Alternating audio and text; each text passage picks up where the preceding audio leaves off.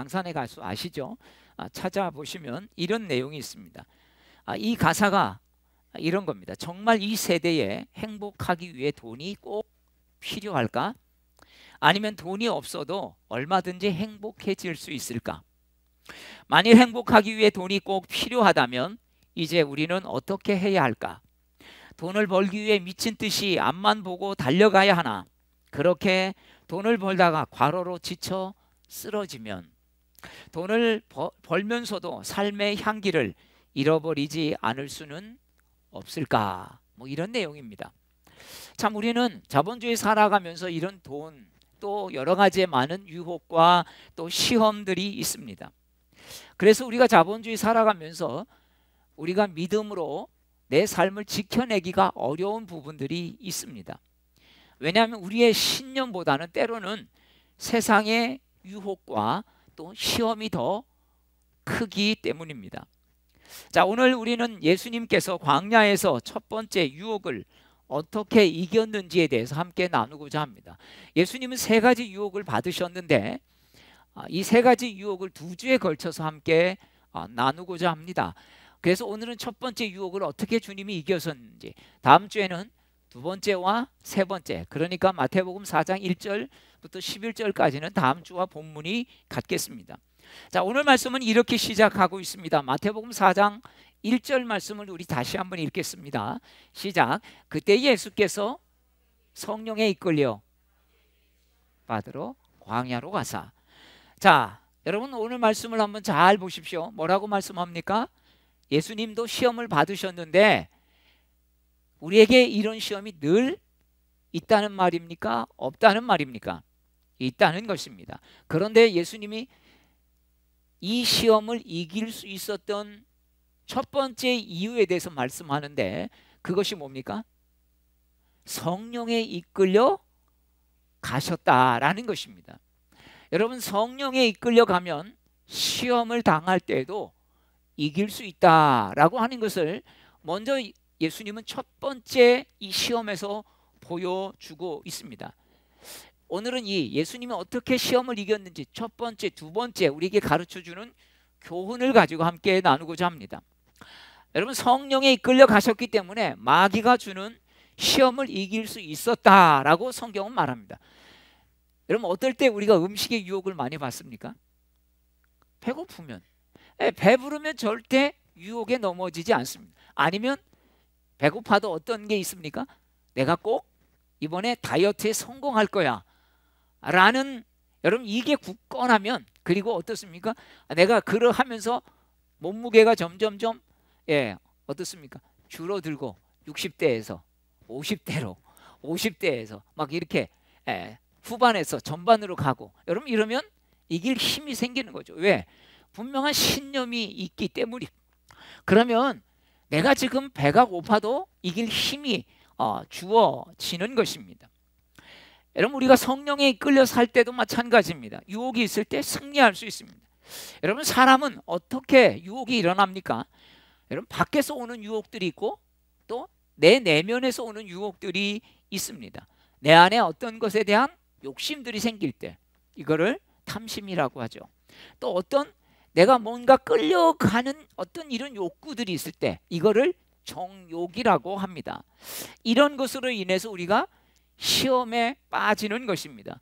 야고보서 1장 14절 15절은 이렇게 말씀하고 있죠. 여러분도 아마 아시는 말씀인데, 오직 각 사람이 시험을 받는 것은 자기 욕심에 끌려 미혹됨이니 욕심이 잉태한즉 죄를 낳고 죄가 장성한즉 사망을 낳느니라. 물론 여기서 시험이라고 하는 것은 영어로 하면 테스트가 아닙니다. 템프테이션이죠. 즉 유혹입니다. 시험을 잘하나 못하나 보는 게 아니라 어떤 것에 이끌리는 것을 말합니다. 여기서 사람이 유혹을 받는 것은 이게 더 정확한 번역이라고 할 수 있습니다. 욕심에 이끌려 미혹된다라는 말씀이죠. 그렇습니다. 여러분, 내 안에 자꾸 유혹이 생기는 것은 무엇 때문이라고요? 내 안에 그것에 대한 욕심이 있기 때문입니다. 그렇습니다. 어떤 것에 욕심이 없다면 유혹에서 자유로울 수 있다는 것입니다. 이렇게 보면 음식에 욕심이 없는 사람이 아주 날씬한 사람들이 주로 많습니다. 예. 저도 음식에 대해서 그렇게 욕심이 많지는 않습니다. 그러니까 딱 저는 먹을 정량, 아니면 제 앞에 밥을 퍼주면 딱 그 정도 먹지 웬만해서는 더 달라고 안 합니다. 물론 남기기 싫어서 많이 준 것도 먹지만, 그러나 웬만하면 저는 그냥 더 이상 더 달라고 하지 않습니다.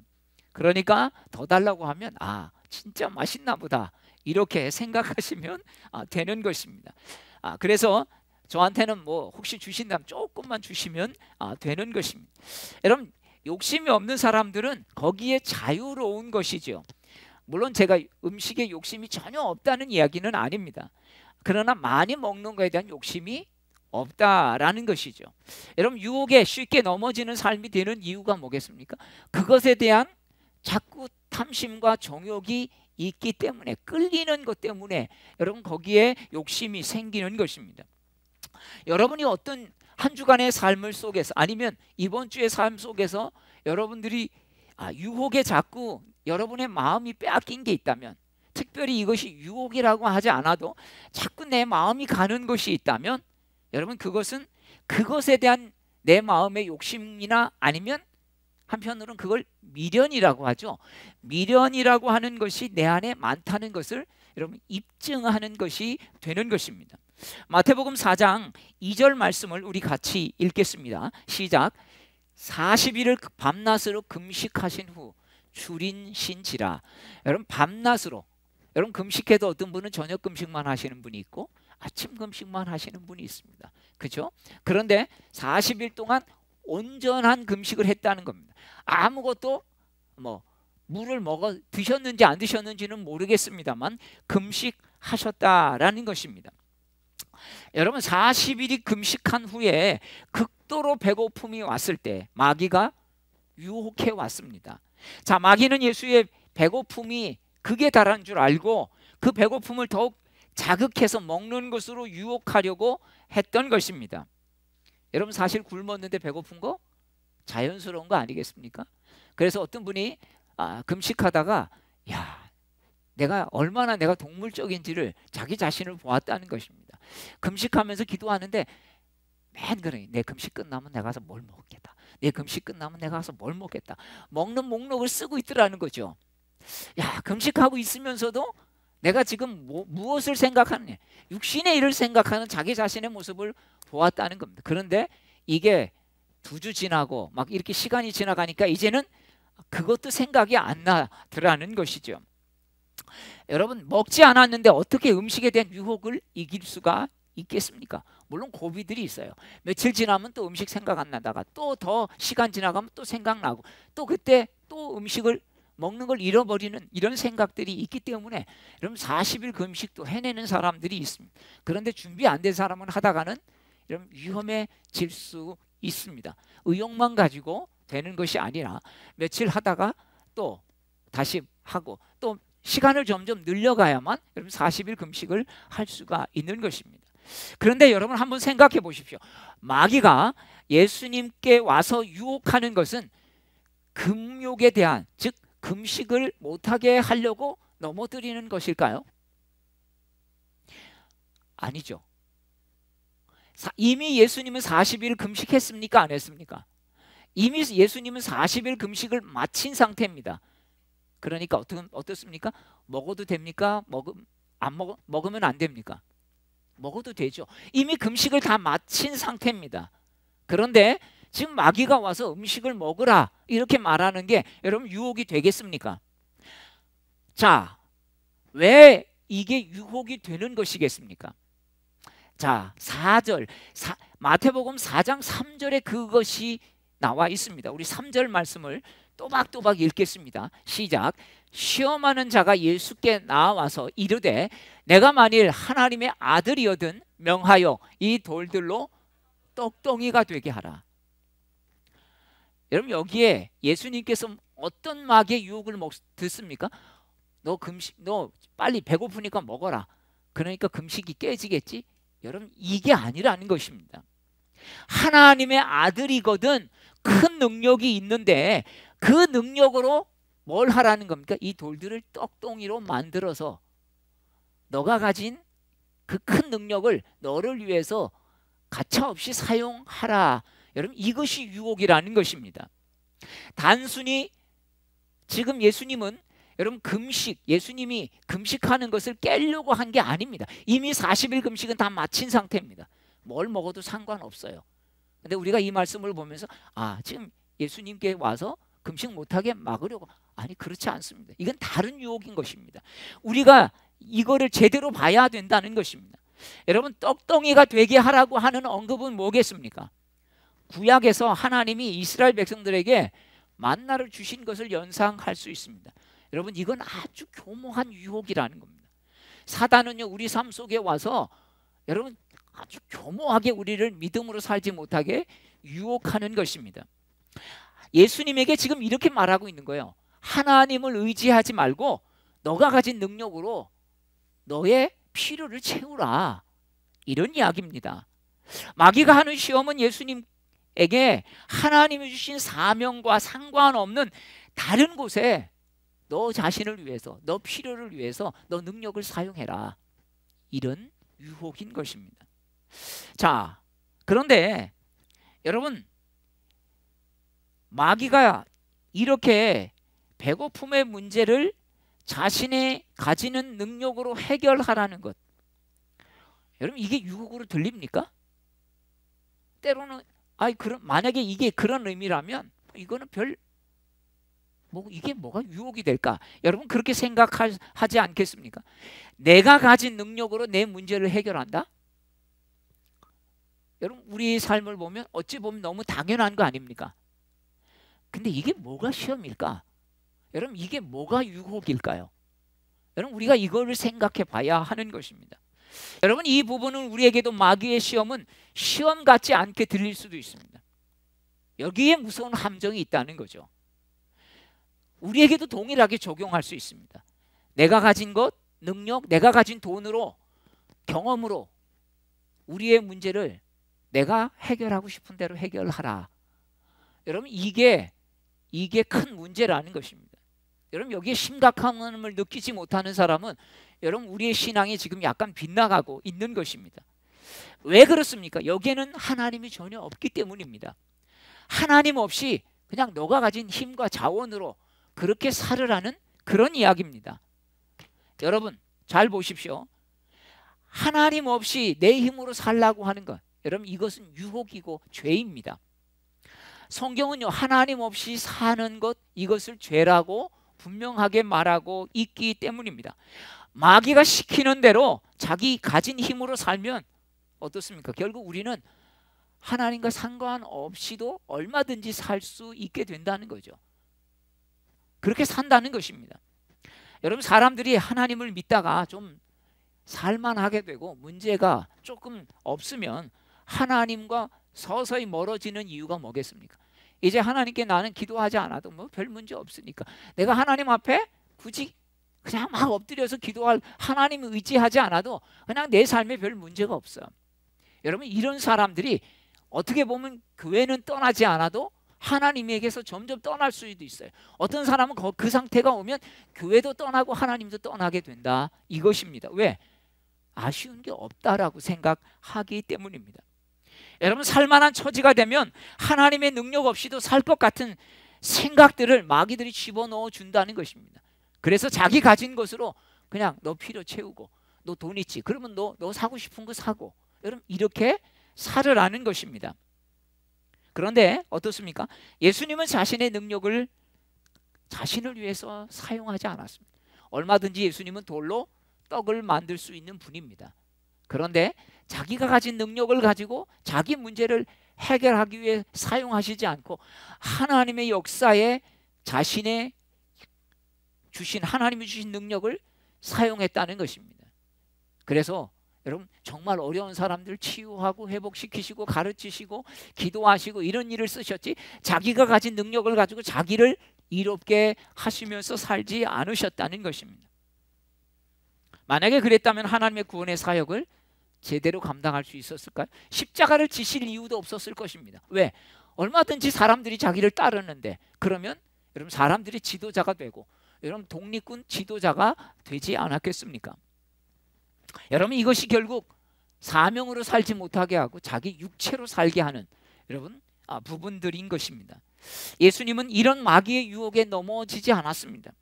하나님이 주신 능력을 자기의 만족과 필요를 채우기 위해서 사용하시는 것을 단호하게 거부하셨다는 것입니다. 예수님이 오병이의 기적도 자신을 위해서 하셨습니까? 내가 배고프니까? 아니에요. 많은 사람들이 너무 해가 지도록 굶주리시니까 그것을 채우시기 위해서 하신 것입니다. 아무것도 없는 돌들 가지고 떡을 만드신 것이 아닙니다. 하나님의 법칙은 뭡니까? 먹을 걸 갖고 먹을 걸 많게 하시기는 하지만 전혀 상관없는 돌로 떡을 만드시지는 않는다는 것입니다. 여러분, 하나님이 주신 능력을 자신의 만족과 필요를 채우기 위해 사용하는 것, 여러분, 이것들을 우리가 잘 경계해야 하는 것입니다. 예수님은 어떻게 시험을 이겼습니까? 말씀에 의지했습니다. 자, 4절 말씀은 우리 같이 읽겠습니다. 4절입니다. 시작. 예수께서 기록되었으되 사람이 떡으로만 살 것이 아니요 하나님의 입으로부터 나오는 모든 말씀으로 살 것이라 하였느니라 하시니. 제가 설교하다 보면 제 소리가 좀 크고 까랑까랑해서 잠을 잘 못 주무신다고 하는데 이 잠에서도 주무시는 분이 계시네요.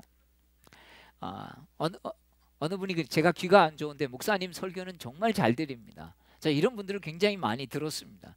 예, 다른 사람 설교는 잘 안 들어오는데 제 목소리 워낙 가늘고 찌르잖아요. 이것도 저는 별로 마음에 안 들지만 또 좋은 면도 있더라고요. 주무시는 분 깨우고 또 귀가 안 좋으신 분들이 참 잘 들으시는 것도 또 좋은 것 같습니다. 여러분, 마귀를 물리치실 때 여러분 이 말씀이 사람이 떡으로만 살 것이 아니요 하나님의 입으로 나오는 모든 말씀으로 살 것이라. 이게 무슨 말입니까? 신명기 8장 3절 말씀을 인용한 것입니다. 여러분, 예수님도 예수님 생각을 가지고 사단과 마귀를 물리치실 수 있습니다. 그런데 예수님도 하나님의 말씀을 가지고 사단을 물리치셨다라는 사실입니다. 이것은 무엇을 말해줍니까? 우리 성도들이 삶의 어려운 시험이나 공경이 닥치면 배워야 할 믿음의 자세는 무엇입니까? 내 경험, 내 생각이 아니라 하나님의 말씀에 의존해야 한다는 사실입니다. 아멘. 여러분, 예수님이 마귀의 유혹에 이기신 것은 하나님의 말씀에 의지했기 때문입니다. 예수님은 물론 떡만을 강조하는 마귀에게 땅의 양식과 하늘의 양식을 대조해서 사람의 존재는 떡만으로 사는 것이 아니라 뭐가 있습니까? 이 사람의 생명은 하나님을 떠나서는 제대로 살 수 없다라고 하는 것을 분명하게 가르쳐주고 있는 것입니다. 여러분도 그렇지 않습니까? 여러분, 밥의 문제가 해결되면 무슨 문제가 남았습니까? 여러분, 밥 문제, 나는 배만 부르면 돼. 등 따숩고 배부르면 돼. 여러분, 60년대 70년대는 그런 생각이 많았습니다. 근데 등 따숩고 배부르니까 어떻습니까? 내가 뭐 개 돼지야? 그걸로 난 만족 못해. 여러분, 그렇지 않습니까? 인간은요, 절대로 정말 굶어서 오늘 먹을지 내일 먹을지 모른다면 먹는 게 그 사람에게 가장 중요한 요소가 될 것입니다. 그런데 어느 정도 기근이 허기가 가시면, 먹는 게 해결이 되면 절대 사람은 떡만으로 살 수 없습니다. 여러분, 지금 보십시오. 훨씬 더 여러분 풍요로워졌는데 왜 사람들이 우울증에 걸리고 정신질환에 걸리는 것입니다. 떡만으로는 안 된다는 것입니다. 이 정신의 세계가 무너졌기 때문입니다. 병들었기 때문입니다. 사랑하는 여러분, 예수님이 말씀하신 것은 많은 사람이 떡의 문제에 정신이 팔려서 영원한 생명을 잃어버리는 많은 사람들이 있다는 것입니다. 어떻게 해야 하겠습니까? 예수님은 어떻게 시험을 이기셨습니까? 예수님은 분명히 이 첫 번째 시험을 통해서 나 자신만을 위해서 내가 가진 것, 내 능력을 사용하는 것을 제안하셨다고 말씀을 드렸습니다. 우리는 우리가 가진 것들을 나를 위해서 사용하는 것, 때로는 너무 당연하게 여기죠. 사람들은 야, 내 돈 내 마음대로 쓰는데 무슨 간섭이야? 이게 죄야? 이렇게 말하는 사람이 있습니다. 내 인생은 내가 책임지는 거야. 내 시간 내가 알아서 해. 내 자식 내가 알아서 키운다고. 간섭하지 마. 여러분, 우리는 이렇게 자기 가진 것들을 자기 것으로만 생각한다는 것이죠. 여러분, 그렇습니까? 우리가 하나님을 믿으면 달라지는 게 뭡니까? 내가 가진 거 하나님이 주셨기 때문에 다 하나님의 것이다. 여러분, 우리의 자녀도 하나님의 자녀지 여러분 내 자녀만이 아니라는 것입니다. 하나님이 나에게 그 자녀들을 위탁해 주신 것이지 하나님이 나에게 생명을 주시지 않았다면 여러분 무자할 수밖에, 자식이 없을 수밖에 없는 것입니다. 자식을 주셨기 때문에. 자식도 내 자식이 아니라 우리는 하나님의 자식이래. 어떤 분이 그런 고백을 하더라고요. 그래서 나는 자식에게 함부로 대하지 않습니다. 왜? 이 자식은 하나님의 자녀이기 때문입니다. 참 그러면서 얼마나 자녀들을 위해서 열심히 정말 그 자녀들을 노엽게 하지 않고 섬기고 말씀으로 잘 가르치는지 참 그분을, 그 집사님을 볼 때마다 참 많은 감동을 가질 때가 있습니다. 여러분, 기차는 레일을 깔아야 얘는 기차가, 그 큰 기차가 움직일 수 있습니다. 그 철덩이가, 레일이 없으면 여러분 달릴 수가 없는 것, 힘으로 되지 않습니다. 거기에 뭐 엔진만 있어서 되는 것이 아닙니다. 우리의 인생에도 믿음이란 레일이 깔려 있어야 여러분 우리의 삶 속에 오는 이런 유혹과 시험을 이길 수가 있다는 사실입니다. 갈라디아서 5장 16절 17절은 이렇게 말씀합니다. 내가 이르노니 너희는 성령을 따라 행하라. 그리하면 육체의 욕심을 이루지 아니하리라. 아멘. 주님은 우리를 사용하시길 원하십니다. 그런데 우리 인생에 세상의 가치로 꽉 차 있고 육체의 욕심으로 가득 차 있다면 우리는 하나님의 말씀이 안 들립니다. 하나님의 말씀으로 살 수가 없는 것입니다. 왜? 내 모든 마음의 상태는 거기에 가 있기 때문입니다. 사랑하는 우리 주님은 내 중심이 아니라 하나님의 말씀으로 내 자신이 살아가야 할 그런 길을 보게 된 것입니다. 내 중심의 유혹, 이 죄에서 벗어나려면 그래서 우리는 내 인생의 주인이 누구인지를 분명히 다시 한번 고백해야 한다는 것입니다. 성경은 그래서 물질주의, 쾌락주의로 물든 이 세상이 하나님의 심판을 견디지 못하고 한순간에 무너져 내려버리는 모습을 요한계시록 4장 18절은 요한계시록 18장 4절은 이렇게 기록하고 있습니다. 내 백성아, 거리서 나와 그의 죄에 참여하지 말고 그의 받을 재앙들을 받지 말라. 여러분, 하나님의 백성인 우리들은요, 이 세상의 조류에 휩쓸려서는 안 된다. 이 세상의 가치에서 믿음의 가치를 지켜내 살아야 한다. 그래서 우리는 뭐예요? 하나님께서 우리를 구별하신 사람들이에요. 성도 아닙니까? 거룩한 무리들, 하나님께서 구별해서 여러분 공동체로 모은 사람들입니다. 그러기 위해서 우리는 하나님됨을 분명히 해야 합니다. 얼마나 많은 사람들이 지금 돈의 노예가 되어서 여러분 이 돈을 주인으로 섬기고 있습니까? 무슨 소리? 내가 주인인데, 내가 돈의 주인인데, 내가 하고 싶은 대로 나는 다 하는데, 여러분 정말 부인해도 소용없습니다. 왜? 그것에 잡혀 살고 있다면 우리는 그냥 돈의 노예로 살아가는 것입니다. 물질이 많다고 여러분 물질에 자유할까요? 가끔 여러분 이런 생각 해보셨습니까? 그래도 나는 어느 정도 물질이면 좀 자유할 수 있어. 나는 그러면 그때부터 나는 다른 사람도 돕고 뭐 교회 헌금도 잘하고 그럴 거야. 정말 그럴 수 있을까요? 여러분, 작을 때 못하는 사람은 재산이 커져도 절대 못합니다. 가난에 쪼들리는 사람만 물질의 노예가 될까요? 있는 사람이 있는 것에 더 집착하고 오히려 없어질까 봐 더 두려워합니다. 많은 사람들이요 끝자리 채우려고 애쓰는 것들을 저는 보았기 때문입니다. 57억 있는 사람이 100억 채우려고 그렇게 애를 쓰다가 여러분 그것까지도 다 망가뜨려 먹는 것을 저는 본 적이 있습니다. 그렇습니다. 정말 분명히 내가 물질의 노예가 아니라면 우리는 물질로 하나님을 섬기고 이웃들을 섬길 수 있어야 하겠습니다. 하나님 우리의 삶 가운데 누가 우리의 삶의 주인인지를 보고 싶어 하십니다. 여러분 그것을 우리가 뭘로 하나님께 올려드리겠어요? 하나님 제 마음 아시죠? 이걸로요? 여러분 우리가 어떤 가치로 가지고 시간을 쓰는지, 어떤 가치를 가지고 물질을 쓰는지, 어떤 가치를 가지고 우리의 힘을 소비하는지를 주님은 보신다는 것입니다. 여러분 우리는 돈 가지고 천국 갈 수 없습니다. 그래서 여러분 수위에는 주머니가 없지 않습니까? 여러분 이 세상에 아무것도 가지고 갈 수 있는 사람 없습니다. 그런데 우리는 시간을 천국으로 송금할 수 있습니다. 우리는 돈을 천국으로 송금할 수 있습니다. 우리는 우리의 힘을 천국으로 송금할 수 있는 방법이 뭐겠습니까? 바로 하나님을 섬기고 나누는 것입니다. 나누는 것, 즉 이것은 우리가 돈에 지배받는 것들로부터 단호히 거부하는 것입니다. 히브리서 13장 5절에 돈을 사랑하지 말고 있는 바 족한 줄로 알라, 이렇게 말하고 있는 이유가 뭐겠습니까? 하나님은요, 우리의 속성을 너무나 잘 아시는 분이세요. 돈이 없으면 불안하고 두려워하는 것, 돈이 있어도 없어질까 두려워하는 것, 여러분 있는 사람도 없는 사람도 다르지 않습니다. 좀 많이 있는 사람도 더 많이 있는 사람도 여러분 더 지키려고 하는 것입니다. 돈보다 하나님을 믿고 신뢰하지 않으면 여러분 불안의 문제는 절대로 해결되지 않는다는 것입니다. 그래서 히브리서 13장 5절 돈을 사랑하지 말라 이렇게 말씀한 후에 이런 말씀을 추가로 말씀합니다. 내가 너를 버리지 아니하고 떠나지 아니하리라. 아멘.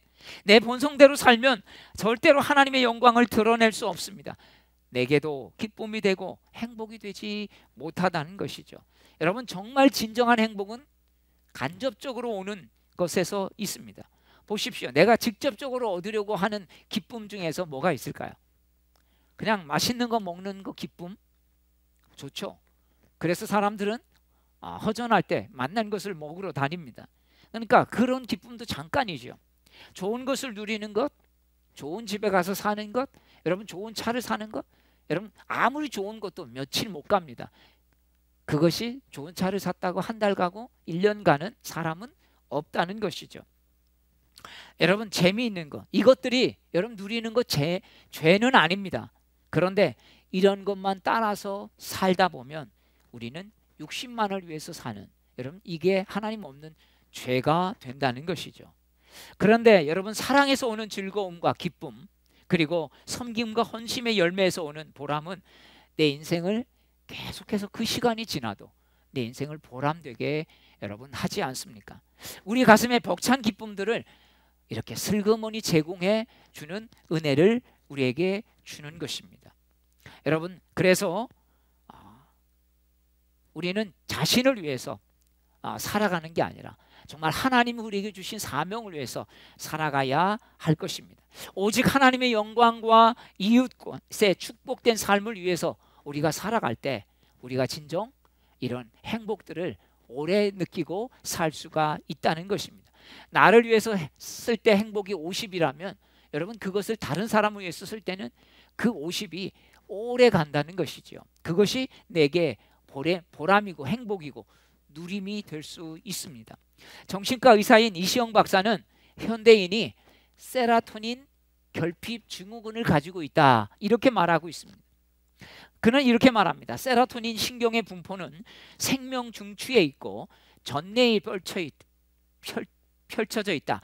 생존을 위한 기본적 리듬이나 운동을 할 때, 그리고 서로 사랑하고 사랑을 나누고 어떤 단체에 소속감을 가지고 만족을 이룰 때 생긴다. 여러분 우리가 적게라도 작은 일부터 우리 삶 속에서 해야 되는 이유가 여기 있는 것입니다. 그렇게 하다 보면 세로토닌이 생기고 우리가 행복과 보람을 느끼게 되는 것입니다. 또한 이뿐이 아닙니다. 나누면 나눌수록 어떤 부분이 생깁니까? 물질적 욕심에서 그래도 자유하게 된다는 것입니다. 정기적으로 나누는 삶이 우리의 삶을 풍성하게 하는 것입니다. 사랑하는 여러분, 하나님이 우리에게 하나님이 주신 것으로 인정하는 고백으로 11조를 드리라고 명령하신 이유도 여기에 있는 것입니다. 물질의 속박, 물질에 매이는 것에서 벗어나는 길은 그래서 우리가 하나님 앞에 하나님의 것을 인정하고 드릴 때 그런 것입니다. 11조가 가장 규칙적인 여러분 헌금 아닙니까? 이게 바로 믿음의 고백이죠. 어떤 고백입니까? 하나님, 당신은 나의 인생의 주인이십니다. 내 모든 것을 주셨습니다. 그래서 그걸로 이 한 달 동안 살 은혜를 입었습니다. 주님께 10분의 1을 구별해 드립니다. 여러분 이 고백이 되는 것입니다. 여러분 처음 11조 드렸을 때 기억나십니까? 어떠셨어요? 저는 믿지 않는 가정에서 태어났기 때문에 이 11조를 처음 드리는 게 쉽지 않았습니다. 그런데 드리다 보니까 어렵지 않게 드릴 수가 있었고 지금은 제일 먼저 11조부터 떼게 되죠. 이것은 절대 내 것이라고 생각하지 않게 됩니다. 여러분 이웃과 나누고 하나님께 드리는 것도 훈련이 되어야 하는 것입니다. 여러분 먹어봐야 먹는 거죠. 여러분 홍어를 먹어보신 적이 있습니까? 홍어 삭힌 거.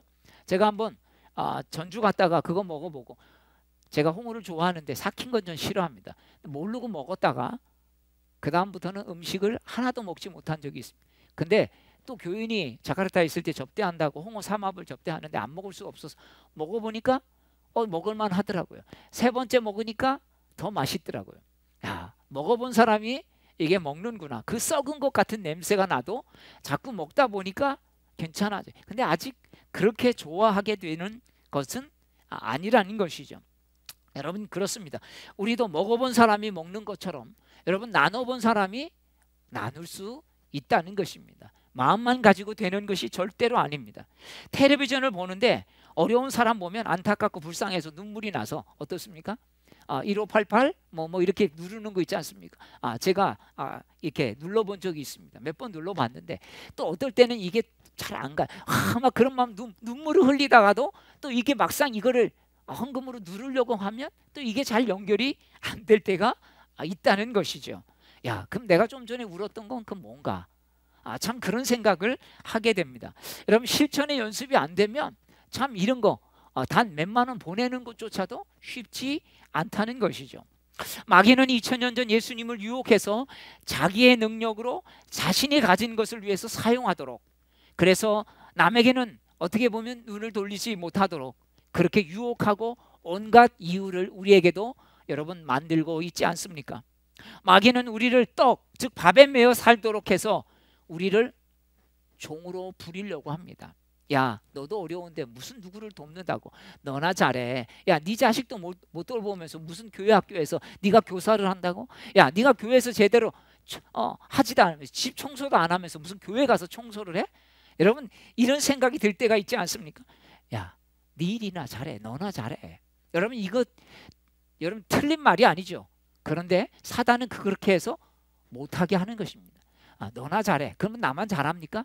여러분, 둘 다 못하게 된다는 사실이죠. 마귀는 이런 유혹에 우리를 빠지게 하지만 빠지지 않으려면 여러분, 물질에 인색한 마음들을 자꾸 나눔으로써 여러분, 이런 부분을 우리가 훈련해야 한다는 것입니다. 여러분, 하나님의 말씀은 우리의 삶의 목적을 그래서 분명하게 한다는 것입니다.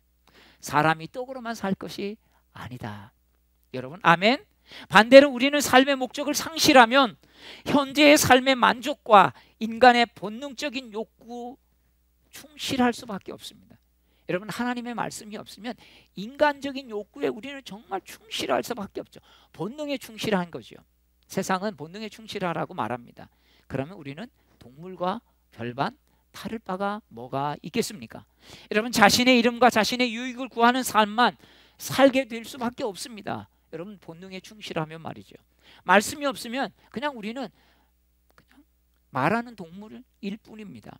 사랑하는 여러분, 우리의 삶이 나눔과 드림을 통해서 하늘의 보물을 많이 쌓는 삶, 물질의 노예가 아니라 마귀의 노예가 아니라 우리 인생의 주인이신 하나님을 기쁘시게 하는 그런 삶 가운데 살아가시기를 주의 이름으로 축복합니다. 아멘.